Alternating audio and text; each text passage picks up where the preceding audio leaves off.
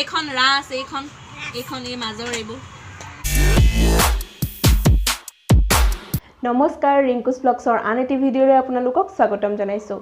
আজি মই আপোনালোকক দেখুৱাবলৈ লৈছোঁ আমাৰ অসমীয়া যিখন তাঁতশাল সেই তাঁতশালখনৰ এখন তাঁত লগোৱাৰে পৰা একদম আৰম্ভণিৰ পৰা শেষলৈকে কি প্ৰচেছ আছে সেইখিনি আপোনালোকক দেখুৱাবলৈ লৈছোঁ। আৰু যিবোৰ তাঁতৰ সামগ্ৰী সেই সামগ্ৰীসমূহ যিবোৰ মানে থুলমূল এটা আভাস দিব বিচাৰিছোঁ। সৰু সৰু সামগ্ৰীবোৰ আমাৰ যিহেতু নতুন প্ৰজন্মসকলে হয়তো এইবোৰ চিনি নাপাবও পাৰে, গতিকে তেওঁলোকৰ বাবে এই ভিডিঅ'টো হয়তো অকণমান হ'লেও সহায়ক হ'ব। আৰু লগতে আমাৰ মানে ৰীতি নীতি মতে যে এখন তাঁত লগাওঁতে কেনেধৰণৰ নীতি নিয়ম কৰা হয় সেইখিনিও মই আজিৰ এই ভিডিঅ'টোত আপোনালোকক দেখুৱাবলৈ লৈছোঁ। গতিকে ভিডিঅ'টো চাই থাকিব শেষলৈকে। আৰু লগতে যদিহে ভিডিঅ'টো ভাল পায় তেতিয়াহ'লে লাইক কৰিব, কমেণ্ট কৰিব, কাৰণ আপোনালোকৰ এটা কমেণ্টে আমাক ভিডিঅ'বোৰ বনাবলৈ বহুত উৎসাহ যোগায়। আৰু লগতে ইয়াৰ আগতেও মই কিছুমান তাঁতশালৰ লগত জড়িত যেনেকৈ ফুলৰ চানেকি, বিভিন্ন ধৰণৰ ধুনীয়া ধুনীয়া ফুলৰ চানেকি আৰু কিছুমান বোৱা কাপোৰৰ কালেকশ্যন আৰু অন্য কাপোৰৰ কালেকশ্যন ভিডিঅ' মই বহুতখিনি বনাইছোঁ। পলিপাট, লুধিয়ানা পাট যেনে আৰু তেনেধৰণৰ কিছুমান বনাইছোঁ। যদিহে সেই ভিডিঅ'বোৰ আপোনালোকে চোৱা নাই তেতিয়াহ'লে মই আই বাটন আৰু ডেছক্ৰিপশ্যন বক্সত দি দিম, তাৰ পৰাই আপোনালোকে চাব পাৰিব। যদিহে আপুনি মোৰ চেনেলটোত প্ৰথমবাৰৰ কাৰণে আহিছে তেতিয়াহ'লে প্লিজ চেনেলটো ছাবস্ক্ৰাইব কৰি ল'ব আৰু কাষত যিটো বেল আইকন আছে সেইটো প্ৰেছ কৰি অল কৰি থ'ব। তেতিয়াহে আমাৰ আহিবলগীয়া সকলো ভিডিঅ'ৰ নটিফিকেশ্যন আপুনি পোনপ্ৰথমে পাই থাকিব আৰু আমাৰ ভিডিঅ'বোৰ সোনকালে চাব পাৰিব। এয়া এইফালে মা আৰু খুৰীহঁতে তাঁতৰ কাম আৰম্ভ কৰিলেই এনেদৰে এডাল এডাল সূতা হাতেৰে পাক মাৰি মাৰি লৈছে আৰু এই খুঁটিটোতে এটা পাক দি পেলাই সেই সূতাখিনি ভৰাই দিছে আৰু সূতাখিনিৰ আনটো মূৰ এনেদৰে চলাই নি থাকিব।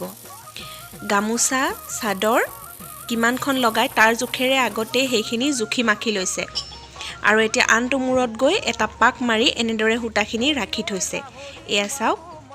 আৰু আপোনালোকে চাগে মন কৰিছে এই দুয়োটা খুঁটিৰ দুই মূৰে দুটা গিলাচ এনেদৰে উভতাই লোৱা হৈছে যাতে খুঁটিটোৰ উখুৰা মুখুৰা ঠাইবোৰত লাগি সূতাবোৰ নিচিগে তাৰ বাবে। আৰু এইটো দেখিছেনে তামোল পাণ এযোৰ দিয়া হৈছে যাতে সূতাবোৰ কোনো জটপট নালাগি তাঁতখন সুকলমে সকলোবোৰ কাম সম্পূৰ্ণ হৈ যায়, তাৰ বাবে ভগৱানকে চিন্তি এটা তামোল পাণ আগবঢ়াই লোৱা হয়। আৰু সকলো ঠাইৰে নিয়মসমূহ হয়তো বেলেগ বেলেগ হ'ব পাৰে, এয়া আমাৰ ঠাইৰহে নিয়ম আৰু সকলো বস্তুৰ নামো ঠাইভেদে বেলেগ হ'ব পাৰে। এইখিনি আমাৰ গামোচা লগাইছে বিহুৰ কাৰণে আৰু গামোচাৰ কাৰণে সূতা টনাৰ কাম সম্পূৰ্ণ হৈ গ'ল। এতিয়া খুঁটিকেইটা উঘালি লৈছে আৰু এইফালে এনেদৰে টানি পেলাই দুটা খুঁটি এনেদৰে দুয়োমূৰে মাৰি লৈছে। আৰু এইখন হৈছে ৰাঁচ। ইয়াতে কিছুমান হিচাপ কৰিব লাগে। এতিয়া ভালদৰে হিচাপ কৰি লৈ পেলাই মাহঁতে এনেদৰে এডাল এডালকৈ সূতা ভৰাই গৈছে। এইবোৰ মাহঁতেহে ভালদৰে জানিব। আৰু এই যে টানি টানি সূতাবোৰ ভৰাইছে এইটোক আমাৰ ফালে কোৱা হয় ৰাঁচ ভৰোৱা। আপোনালোকৰ ফালে কি কোৱা হয় জনাবচোন কমেণ্ট বক্সত।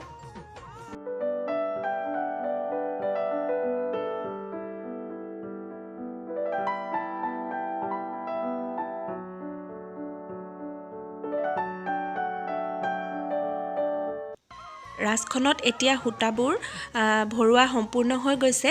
সূতাবোৰৰ জটবোৰ ভাঙি ভাঙি ৰাঁচখন অলপমান চলাই ল'ব। আৰু এতিয়া যিহেতু বহাগৰ বিহু আহিছেই, গতিকে সকলোৱে নিজৰ প্ৰিয়জনৰ বাবে হওক বা বিহুত আহিবলগীয়া অতিথিৰ বাবেই হওক এনেদৰে গামোচা নিশ্চয় লগাব। আমাৰো লগাইছে এনেদৰে।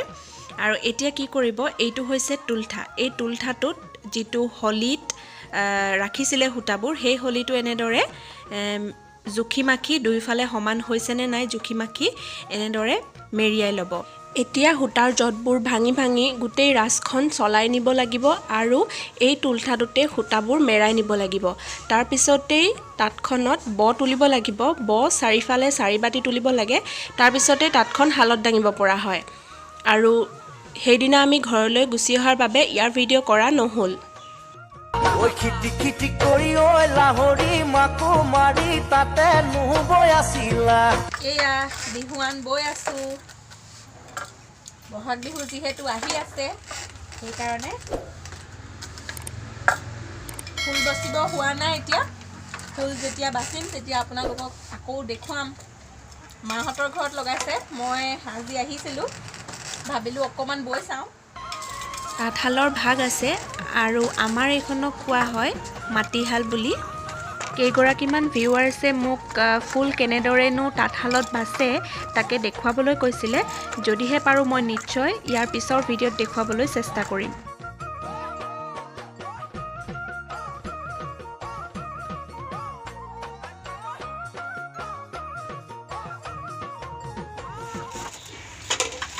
এয়া তাঁত বৈ আছোঁ আৰু আজি মই অকণমান এনেই চিনাকি কৰাই দিওঁ বুলি ভাবিছোঁ বস্তুবোৰ।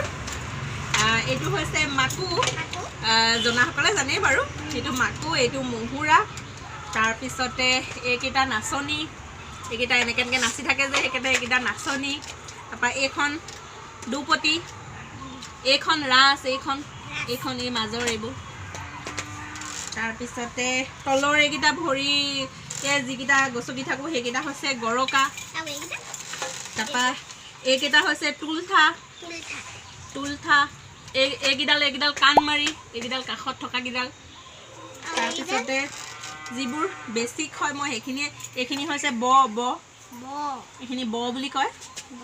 আৰু এতিয়া গামোচা লগাই থোৱা আছে ইয়াতে, আৰু সেয়াই বৈ আছোঁ। আৰু এইকেইডাল হৈছে এইকেইডাল পুতল, এইটো পুতল এনেকৈ এইকেইটা সলাই থাকিব লাগে, নহ'লে এখন বেকা হৈ যায় যে, অকণমান বলে মানে এনেকৈ কৰি এইটো সলাই থাকিব লাগে। সেয়াই আৰু অকণমান দেখুৱাবলৈ চেষ্টা কৰিলোঁ। বাকী আৰু বহুত আছে কিবাকিবি বস্তু, গোটেইখিনি নেদেখুৱাওঁ। আৰু এইখনেই হৈছে আমাৰ অসমীয়া জীয়ৰী বোৱাৰীসকলৰ তাঁতশালখন। এইদৰে এগৰাকী শিপিনীয়ে কষ্টৰ ঘাম মাটিত পেলাই এডালি এডালি সূতাৰে তৈয়াৰ কৰে চেনেহৰ বিহুৱানখনি, অতিকে আপোন মেখেলা চাদৰযোৰ আৰু বহুতো সপোন। ইয়াৰে এডাল সূতা যদি য'ত লাগে তেতিয়াহ'লে সম্পূৰ্ণ তাঁতখনেই আউল লাগিব। এনেই জানো বচনত কোৱা হয় অসমীয়া শিপিনীয়ে তাঁতশালত সপোন ৰচে। এদিন ফটো একপি পাইছিলোঁ, এখন তাঁতশাল কোনোবা দুষ্কৃতিকাৰীয়ে কাটি ছিঙি থান বান কৰি পেলোৱা। বৰ দুখ লাগে জানেনে? আমি অসমীয়াবোৰেই যদি নিজৰ বস্তুৰ সন্মান নকৰোঁ কোনে কৰিব? ভৱিষ্যত প্ৰজন্মই দেখোন চিনিয়ে নাপাব। সেয়েহে মোৰ এই ক্ষুদ্ৰ প্ৰচেষ্টা। ধন্যবাদ। তেতিয়াহ'লে আজিৰ এই ভিডিঅ'টো আপোনালোকৰ কেনেকুৱা লাগিল? আশা কৰোঁ আমাৰ অসমীয়া শিপিনীসকলৰ এই ভিডিঅ'টোৰ পৰা অকণমান হ'লেও সহায় হ'ব। আৰু আমাৰ নৱপ্ৰজন্মৰ যিসকলে তাঁতশালৰ বিষয়ে ভালদৰে নাজানে তেওঁলোকৰো অকণমান হ'লেও সহায় হ'ব। যদিহে ভিডিঅ'টো ভাল লাগিলে লাইক কৰিব, কমেণ্ট কৰিব, আৰু এটা কথা, চেনেলটো ছাবস্ক্ৰাইব কৰি কাষত থকা বেল আইকনটো প্ৰেছ কৰি অল কৰি থ'বলৈ একেবাৰে নাপাহৰিব। পুনৰ এটা নতুন ভিডিঅ'ৰ সৈতে লগ পাম, তেতিয়াহ'লে আজিলৈ আহোঁ। Bye bye.